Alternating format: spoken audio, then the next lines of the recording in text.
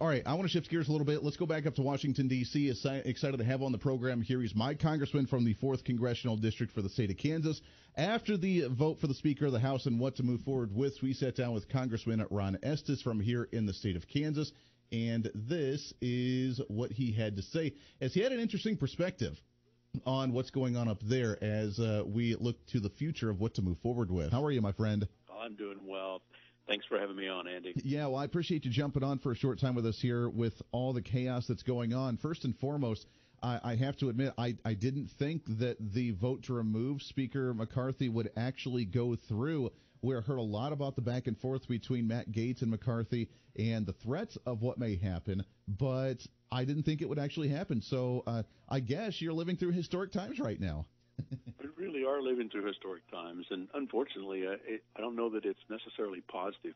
It certainly doesn't help us as a Republican majority in the House, because we're only half of 1/3 of government. So we've always had to work harder to try to accomplish the things and try to turn this ship around in our mix. And instead of this happening, it's kind of taken us off what we need to be focusing on, because we still have a $33 trillion debt. Our border's still wide open, and thousands of immigrants are crossing every day, and gas and grocery are still too high, and it's having an impact. And you see so many instances of the federal government that is so large, and it's so involved in protecting its power and politics instead of protecting the American people. Yeah, it is wild. I've said on the radio many times that I understand why conservatives were upset. I understand why Matt Gaetz was wanting to go after McCarthy. We were concerned about him when he went in there about being kind of moderate. We were concerned about the debt ceiling bill. We were concerned about this continuing resolution. There's a lot of things that were concerning about McCarthy for not being necessarily as conservative as what we'd like. On the other hand, as we can see, only 8 Republicans actually voted to oust him, which means right now we have a broken caucus, and with such a thin majority that we have in the House of Representatives, my concern, Congressman, is now that we've removed him, what's next? Because obviously the Republicans have a hard time finding unity in leadership, and are we going to go back the wrong direction and nominate potentially somebody with Democrat support that's going to hurt us even more than what McCarthy was at the end of the day? Yeah, I really think this was a misguided approach in terms of how to address that. Back when Kevin McCarthy was elected Speaker back in January, there was a lot of give and take about what kind of rules should we have and what kind of other things that he should commit to, and he was following down that process. He appointed more fiscally conservative Republicans onto the Rules Committee so that they could focus on that. He opened it up to more amendments coming in from Republican members instead of having it as structured. It focused on getting all of the following regular order, getting all of the appropriations bills through the process, and those things were happening. Granted, the appropriations was moving slower than it should have been, and it would have been better to have all of our work done in July, so that the Senate could be focused on that in September and be done on time. Yeah. But the work was getting done, and now we're being taken away from that because the House literally stalled until we get a new Speaker in place, and we can't move on the appropriations bills where we were cutting spending for 2024. We can't focus on the Ways and Means Committee that was supposed to meet on today, and we were going to mark up 4 bills, and not able to do that. So it's basically taken us off of focusing on the things that we needed to do to make the border safe and make support things that are going on in the country. Yeah, here's the big question. After you guys did have the vote and he did get ousted, I know the committees each caucus went to their own sides and started discussing what the next step is. I know it's early right now, but hopefully this gets fixed relatively soon. But do we have an idea who the next Republican nominee for Speaker of the House may be? I mean, we floated everything from Jim Jordan to Steve Scalise to a couple other names, but have you heard so far who's the leading contender right now to potentially try and take that slot up?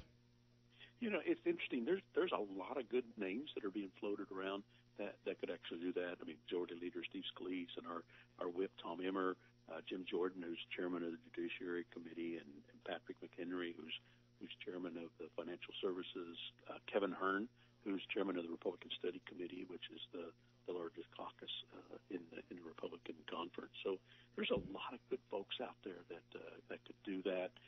I expect between now and Tuesday when we meet and the candidates have an opportunity to present their sales pitch to us, that I'll probably get a few phone calls, people talking about they want to run or they're supporting somebody else and want to solicit me to be involved in helping with that effort. So just kind of talking through the next steps in the process is we'll get back together on Tuesday as a Republican conference, and we'll have candidates present themselves as being the Republican nominee for Speaker. And then on Wednesday morning, we'll meet as a conference and vote to select our Republican nominee.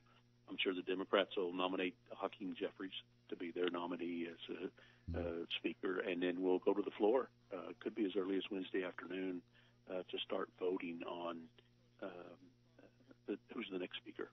That is good news. And here's the big question, I think, that is the most important one of all, is that will we see a unified Republican caucus in that vote? Because obviously we've been torn, we've been divided for a little bit right now. And sometimes, I always try to be the optimistic guy in the conversation, that sometimes it's good to clear the air, to get out all your baggage and to just lay it all out on the floor, which is what I think Republicans have done. And while it's not good to show our beefs to the public and expose our internal battles, at the same time it shows transparency to a degree that I think may help the Republicans if we move forward with a Steve Scalise or a Byron Donaldson or a Jim Jordan or somebody like this. Do you think that we could see a unified Republican caucus to make sure that a Democrat doesn't slip in there with some rhino Republicans to support a Democrat candidate?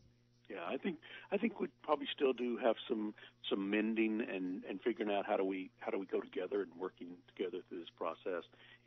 It's part of that has come through, and it's not necessarily that we want different end goals.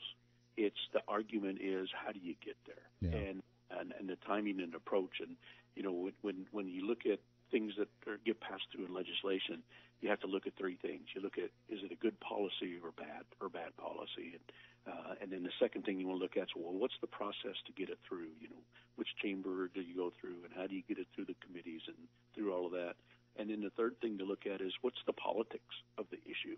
And sometimes any one of those three can mess up getting good legislation passed. And I think this is one of those situations where it's kind of fallen off the rails because of some political process that's tied in with personalities, and it's unfortunate because it really is taking us away from the things we ought to be focusing on, border security and cutting the spending for next year so that we can actually do some real impact on the national debt. Yeah, and that's I know that we have to wrap up here. Last question for you. It's Congressman Ron Estes from the 4th District here in the state of Kansas, my congressman here in the state of Kansas. As we talk about the budget, and we do the continuing resolution that's now funding government up until the middle of November, and we finally, hopefully, can get back on track to work on the appropriations process and get things. How optimistic are you, and what does the federal budget look like, and will we actually see maybe the number of total spending for the government go down a little bit with us trying to clean some stuff up and get us back on track financially?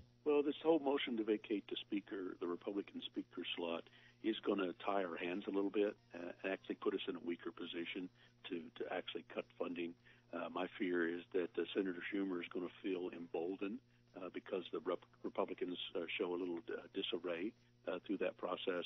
And my fear is that the Schumer is going to bring back up one of those bloated omnibuses that we usually see, and we'll have to work through the process of how do we turn that around. And it's going to be more difficult now because of going through this. And so, instead of being able to focus on the things we need to focus on, this is a distraction, and it's not. I don't think it's helping us. Yeah, it's not helping us, and we do need to find unity. So if this is going to unify the party, now's the time to do it. We get a new speaker, and then we can hold our ground because we cannot allow another omnibus package coming from the Senate. And this is a chance where we can really dig our heels in the sand and tell the Senate that, hey, this is the way it's going to be, and it's up to you guys to figure it out from there on after you guys pass the appropriations bills. And hopefully we can see that type of unity actually happen. As Congressman Ron Estes from the 4th District of the state of Kansas, thank you for what you're doing, my friend. Keep up this fight. It's crazy times. It's historical times. And the fact that you're a part of it, to keep making that voice loud and heard up there in D.C., we appreciate what you do, my friend. All right, great. Thank you, Andy. This is the Voice of Reason